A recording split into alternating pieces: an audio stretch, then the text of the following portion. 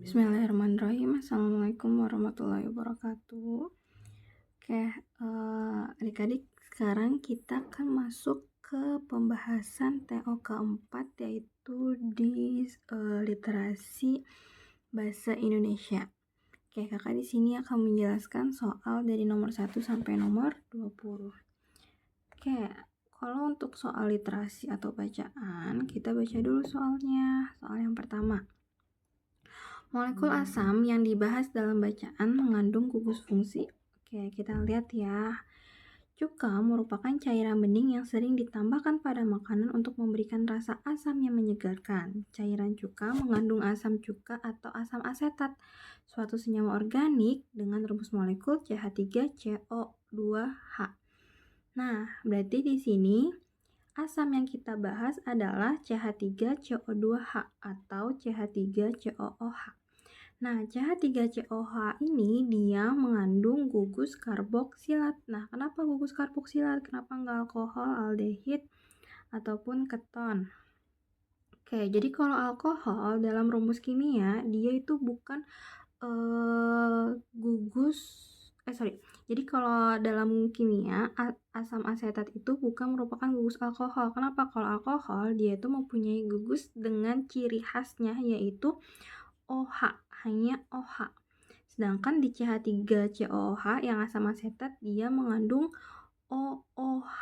Nah, itu dia tuh termasuk apa? Nah, kalau aldehid dia dengan ciri itu CHO atau C rangkap 2 O dan juga berikatan dengan H.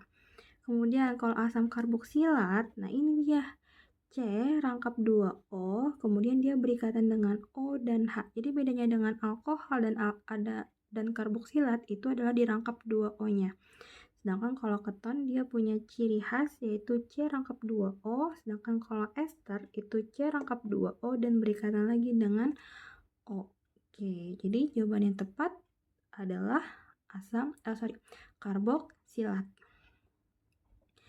Sekarang kita masuk yang nomor 2. Jika 6 gram cuka murni yang disebutkan dalam bacaan dibakar sempurna dengan oksigen, gas CO2 yang dihasilkan sebanyak titik-titik mol. Oke, tadi asam cuka itu adalah CH3COOH.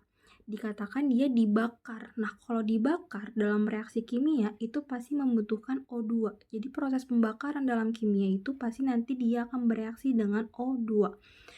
Karena dibakar sempurna dalam proses kimia, itu pembakaran sempurna pasti menghasilkan CO2 dan juga H2O. Maka reaksinya seperti ini. CH3COOH ditambah O2 menghasilkan CO2 ditambah H2O.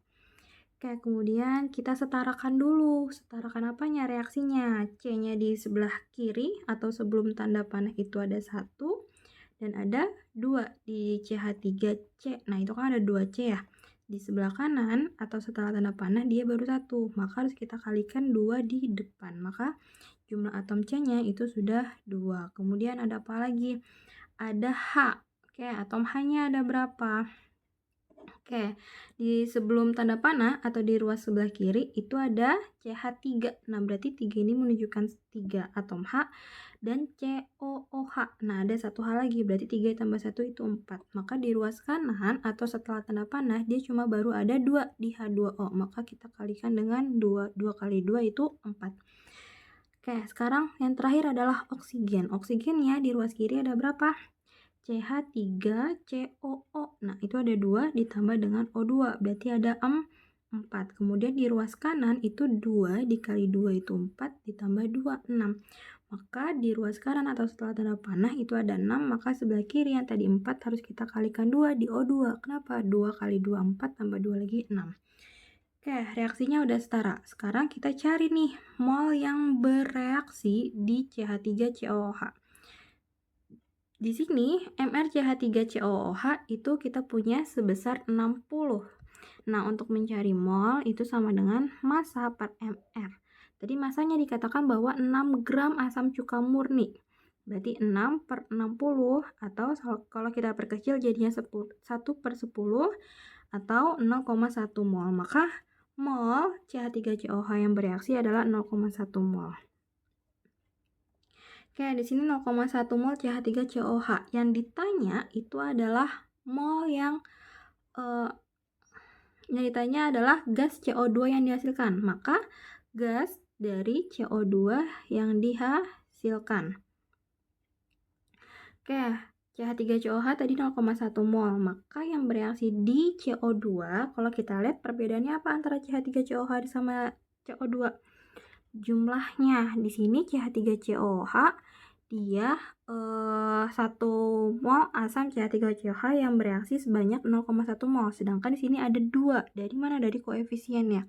Berarti kita kalikan. Berarti 2/1. 2 itu adalah koefisien CO2, 1 itu adalah koefisien asam cuka dikali 0,1. 0,1 itu adalah mol dari asam cuka. Atau bisa langsung kita kalikan, 2 dikali 0,1 sama dengan 0,2 mol CO2 yang dihasilkan. Yaitu jawabannya yang B. Oke, sekarang kita masuk ke pertanyaan yang ketiga. Pernyataan yang tepat tentang asam basa menurut Arrhenius dan Bronsted adalah, kayak sebenarnya dari bacaan juga udah ada ya, Dek. Nah, nih di sini jika terurai dalam air, asam asetat akan melepaskan ion H+, sehingga asam asetat dikelompokkan sebagai asam Arrhenius. Jadi kalau menurut Arrhenius, asam itu dia melepaskan ion H+. Sedangkan asam asetat dikelompokkan dalam Bronsted-Lowry karena molekulnya dapat mendonorkan H+. Nah, mendonorkan kalau kita donor darah berarti kita memberikan. Berarti di sini asam sebagai pemberi H+. Sedangkan di sini dikatakan lagi Arrhenius didefinisikan sebagai senyawa yang basa. Arrhenius didefinisikan sebagai senyawa yang jika dilarutkan dalam air dapat menghasilkan ion OH-. Nah, berarti kalau misalkan berdasarkan Arrhenius, sifat basanya itu menghasilkan ion OH-. Kalau asam tadi menghasilkan H+, kayak gitu. Nah, tadi kalau misalkan Bronsted-Lowry, dia mengatakan bahwa asam itu menghasilkan sebagai donor H+, maka kalau basa dia sebagai aseptor H+. Maka di sini jawaban yang tepat adalah Bronsted-Lowry adalah aseptor H+. Kalau yang A kenapa salah? Karena tadi Arrhenius itu asam Arrhenius harusnya bukan donor ion H+, tapi menghasilkan ion H+. Kalau basa Arrhenius bukan aseptor OH-, tapi sebagai basa Arrhenius itu menghasilkan ion OH-. Kalau asam Bronsted-Lowry dia bukan aseptor H+, tapi donor H+. Nah, kalau yang E kenapa salah? Karena asam Arrhenius itu donor H+. Harusnya bukan donor, tapi menghasilkan ion H+. Oke? Oke, sekarang kita masuk ke nomor 4. Jika basa lemah dalam antasida diganti dengan NaOH, antasida tersebut tidak bisa digunakan sebagai obat lambung karena akan menghasilkan, oke, ini sebenarnya juga ada di bacaan ya. Oke.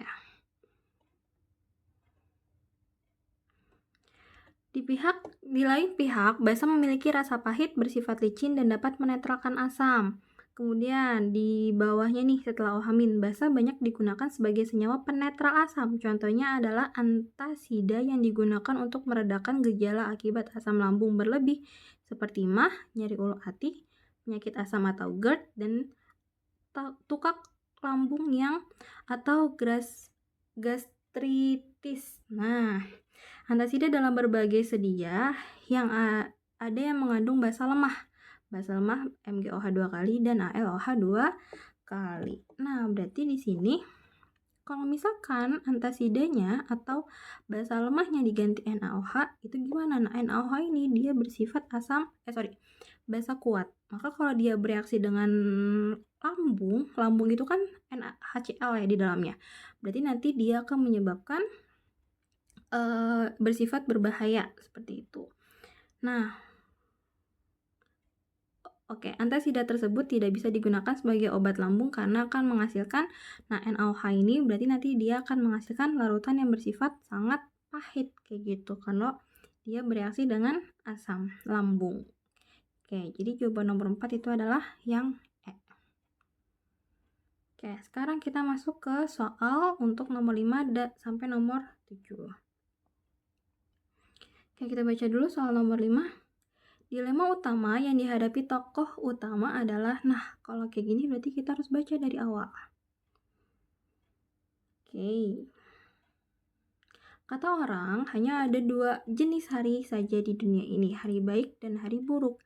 Aku tidak tahu jenis apa yang akan datang pada hari ini. Jika sudah tahu dari awal ini hari buruk, lebih baik aku tidak melakukan apa-apa. Namun jika sudah tahu dari awal ini hari baik, maka aku menjalankan dengan suka hati. Sayangnya untuk tahu takdir itu tidak semudah membalikan telapak tangan. Maka jalan satu-satunya untuk membuktikan hari ini baik atau buruk yaitu dengan melakukannya. Pagi ini aku menjalankan rutinitas seperti biasa, bangun tidur, mandi, sarapan, lalu berangkat ke kantor. Tidak ada hal aneh pada pagi hari ini. Semua kejadian berjalan seperti biasa. Keluar rumah, di jalan, sampai di kantor, tidak ada hal yang menjadi indikasi baik atau buruk. Hari yang biasa saja, gumamku dalam hati melihat jam di angka 12. Seperti karyawan yang lain, jam ini merupakan jam istirahat dan makan siang. Aku beranjak dari meja kerja dan tiba-tiba ada seseorang menepuk bahuku. Ayo ikut aku. Hari ini tender kita menang. Aku ingin mentraktir beberapa karyawan yang maksimal dalam bekerja. Siap bos. Siang itu, aku dan 7 karyawan lain pergi keluar kantor untuk mengikuti bos. Katanya, bos akan mentraktir kami di restoran mahal dekat kantor. Tentu saja, omongan pimpinan harus tepat janji. Kami berhenti di mall dekat kantor. Walaupun aku sudah beberapa kali makan di tempat ini, namun makan dengan gratis adalah hal yang menyenangkan. Kami memesan secara bebas menu yang ada di sana. Sambil nunggu pesanan, bos berbincang-bincang mengenai rencana ke depannya. Kalian yang aku undang makan siang akan aku naikkan gajinya. Apakah ini hari baik atau buruk? Aku masih belum tahu. Tapi setidaknya aku ingin menghadapi hari ini dengan semangat, karena hanya dengan menjalani terlebih dahulu untuk mengetahui hari baik atau buruk. Nah, dilema utama yang dihadapi oleh tokoh utama adalah yang mana? Oke, kita lihat yang A, ketidakmampuan tokoh utama untuk memahami maksud atasan. Tidak ya, tadi atasannya sangat baik. Yang B, keinginan untuk bekerja lebih keras meskipun merasa tidak dihargai. Tidak ya, sangat dihargai dengan cara tadi atasannya mentraktir dan menaikkan gaji. Kebingungan antara, yang C, kebingungan antara melanjutkan rutinitas atau mencari kesempatan baru. Tidak juga ya, tidak dijelaskan. Kemudian yang D, keraguan dalam menentukan pilihan antara bekerja dengan giat atau santai. Tidak, dia di dalam teks tersebut tidak menjelaskan tentang keraguan. Yang E, ketidakpastian apakah hal tersebut membawa keberuntungan atau masalah. Yes, ini dia di awal cerita dia masih bimbang antara hari baik atau hari buruk, tetapi dia tetap memutuskan untuk menjalankan hari tersebut. Jadi jawaban yang tepat untuk nomor 5 adalah yang E. Next, nomor 6. Kata jenis pada kalimat, aku tidak tahu jenis apa yang akan datang pada hari ini digunakan untuk menyampaikan. Nah, tadi kan kondisi si tokoh utamanya itu kan ragu, ya kan, dengan harinya ini baik atau buruk. Nah, kata jenis ini itu untuk menekankan ketidaktahuan tokoh terhadap kemungkinan yang muncul pada hari itu. Jadi fungsi kata jadi itu untuk menunjukkan ketidaktahuan tokoh tentang kemungkinan apa yang akan dihadapi, yaitu yang ketidaktahuan tokoh kemungkinan apa yang akan dihadapi. Nomor 7.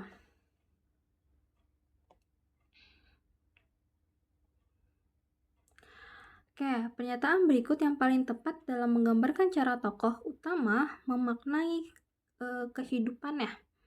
Oke, kalau kita lihat dari opsi A, menggambarkan cara tokoh utama menjalani rutinitas harian dengan harapan besar meski dalam ketidakpastian.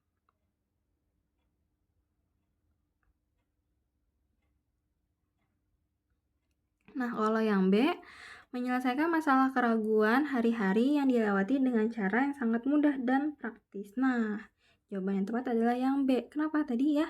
Ada di dalam bacaannya, yaitu maka jalan satu-satunya untuk membuktikan hari baik atau buruk yaitu dengan melakukannya. Nomor 7. Nah, ini dia. Jadi nomor 7 yang tepat adalah yang B.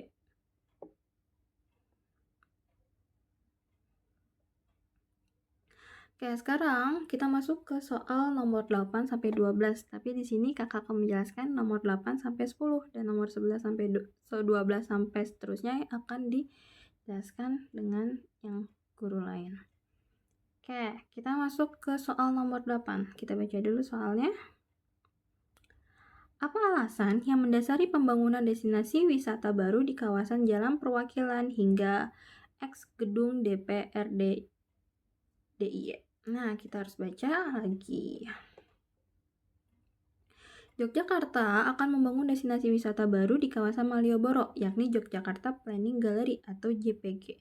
JPG ini akan dibangun di atas jalan seluas 25.400 meter di kawasan Jalan Perwakilan hingga X Gedung DPRD DIY.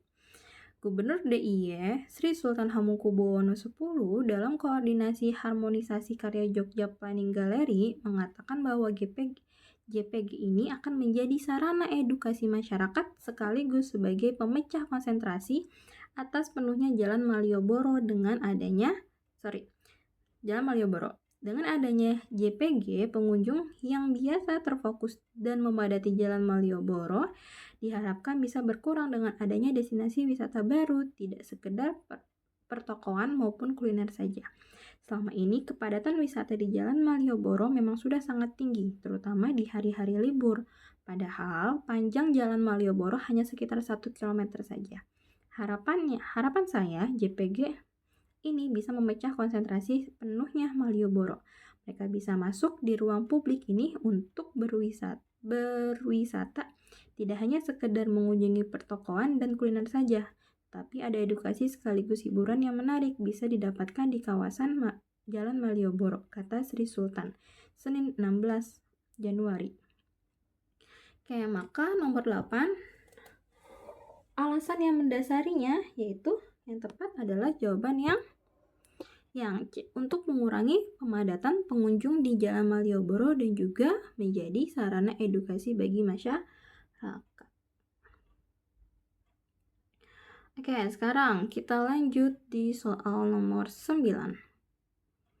Manakah kalimat di bawah ini yang benar berdasarkan teks di atas kecuali? Oke, kita baca ya. A. JPG ini akan dibangun di tanah seluas 25.400. Ya, benar, karena yang ditanya adalah kecuali ya. B. Wisatawan yang membadati Jalan Malioboro setiap harinya sangat tinggi, terutama di hari-hari libur. Betul, itu ada di dalam bacaan. C. JPG dimaksudkan agar wisata tidak hanya mengunjungi pertokoan dan kuliner saja, tetapi juga ada wisata edukasi. Ya, betul. Yang D. JPG akan menjadi wisata baru DIY, menggantikan wisata di Malioboro yang ramai dipadati oleh wisatawan. Tidak. Malahan JPG ini dimaksudkan untuk memecah keramaian sehingga Malioboro tidak terlalu padat, bukan menggantikan wisata Malioboro. Jadi jawaban yang tepat adalah yang D. Oke, next, terakhir. 10 destinasi wisata yang ingin dibuat pemerintah DIY berfokus kepada edukasi. Tadi JPG itu tidak hanya untuk pemecah keramaian di Malioboro, tetapi juga sebagai sarana edukasi. Oke, sampai sini kakak tutup. Kurang dan lebihnya mau dimaafkan. See you next video. Wassalamualaikum warahmatullahi wabarakatuh.